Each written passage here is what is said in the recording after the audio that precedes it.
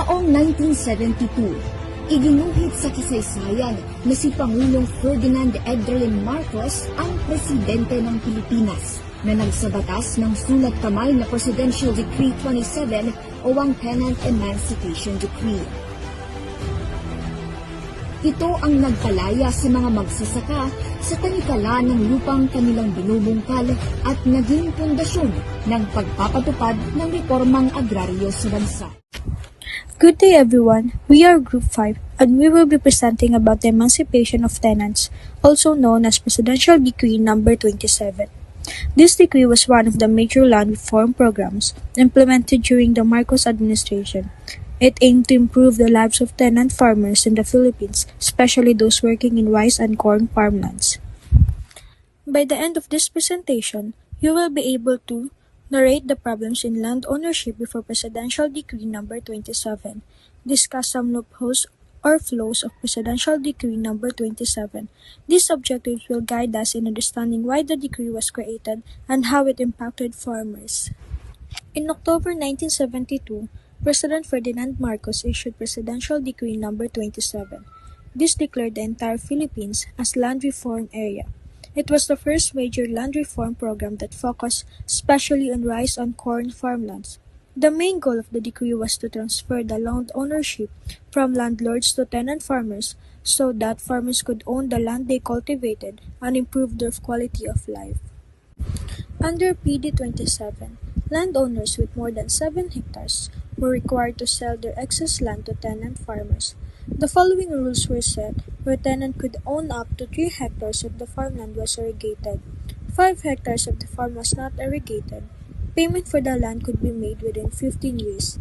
Sharecroppers with less than 7 hectares were converted into leaseholders, meaning they no longer relied on sharing their harvest with landlords. Instead, they paid a fixed rent, which supposedly helped reduce exploitation. According to government records, by 1981, more than 530,000 tenant farmers had been granted ownership of the lands they cultivated. They were also given access to credit loans from banks to support agricultural production. Idle lands were converted into productive farmlands, helping increase the supply of important crops such as rice, corn, sugarcane, tobacco, and other staples needed for the country's food security. This was considered a major milestone for agrarian reform during that time. Now, let's move on to the salient features of PD 27. Salient features of Presidential Decree Number 27. The decree provides that tenant farmers in all private agricultural lands primarily devoted rice and corn were deemed owners of the lands they were tilling. A family-sized farm of 5 hectares if not irrigated and 3 hectares if not irrigated shall be given. The total cost of the land, including interest and rate of 6% per annum, shall be paid by tenant in 15 years. Of 15 years equal annual amortizations. This law made the tenant farmers who specifically work on corn and rice become the owners of the land they are cultivating, and each of these farmers depends on how many hectares their land is based on whether it is irrigation or not. Irrigation is like when the land already has its own water supply or just relies on rain. So if there is no irrigation or no own water supply, then the farmer gets the 5 hectares of land, but if there is irrigation, only 3 hectares. And these farmers, since the land cannot immediately become theirs, they need to pay the land they are working on within 15 years, including 6% interest every year. Lands covered by the decree. This shall apply to tenant farmers of private agricultural lands primarily devoted to rice and corn under a system of sharecrop or lease tenancy, whether classified as landed estate or not. So this law applies to farmers who work on private lands used to grow rice and corn. It doesn't matter if the land is big or small, as long as the farmer is the owner of the land. This decree applies to those who work under the sharecrop system, meaning the farmer and the landowner share the harvest, and the lease system, meaning the farmer rents the land and pays the landowner with money. Size of land awarded to tenant farmer. The tenant farmer, whether in land classified as landed estate or not, shall be deemed owner of a portion constituting a family-sized farm of 5 hectares if not irrigated and 3 hectares if irrigated. In all cases, the landowner may retain an area of not more than 7 hectares if such landowner is cultivating such area or will now cultivate it. As mentioned earlier, the number of hectares a farmer can receive depends on whether the land has irrigation or not, or in simple terms, whether it has own water supply. If the land has no irrigation, the farmer can get 5 hectares, but if it has irrigation, only 3 hectares. Meanwhile, the original landowner can keep not more than 7 hectares of land, but if they personally cultivate it or choose to farm it themselves. Cost of land. The purpose of determining the cost of the land to be transferred to the tenant farmer pursuant to this decree. The value of the land shall be equivalent to 2 1/2 times the average harvest of 3 normal crop years immediately preceding the promulgation of this decree. The total cost of the land, including interest at the rate of 6% per annum, shall be paid by the tenant in 15 years, 15 annual amortization. In case of default, the amortization due shall be paid by farmers' cooperative in which the defaulting tenant farmer is member, with the cooperative having right of recourse against him.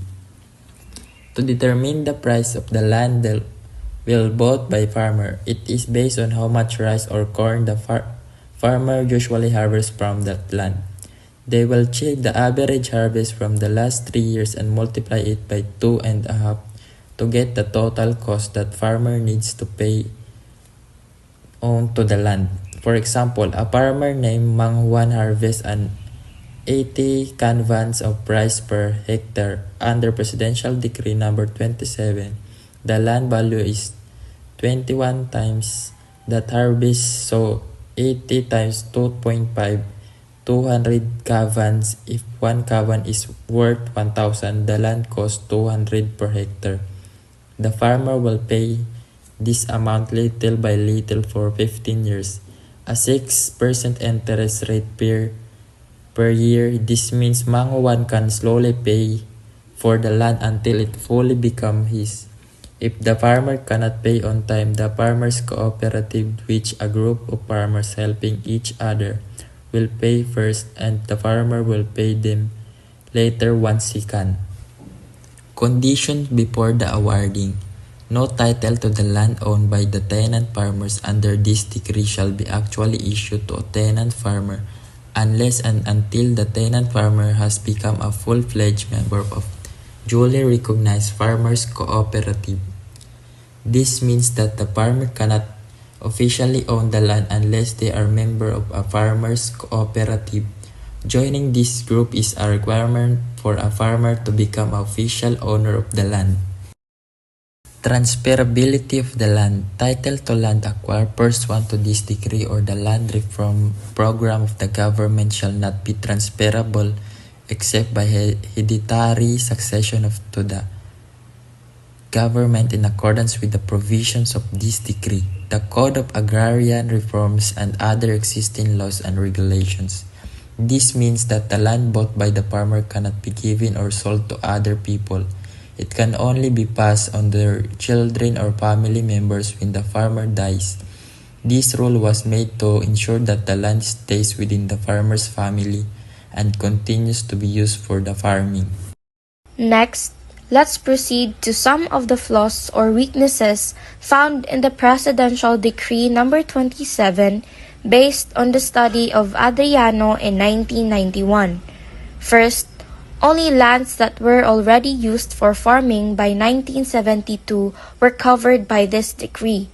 This means that if a land wasn't cultivated that time, even if it could be used for farming, it was not included in the land reform program.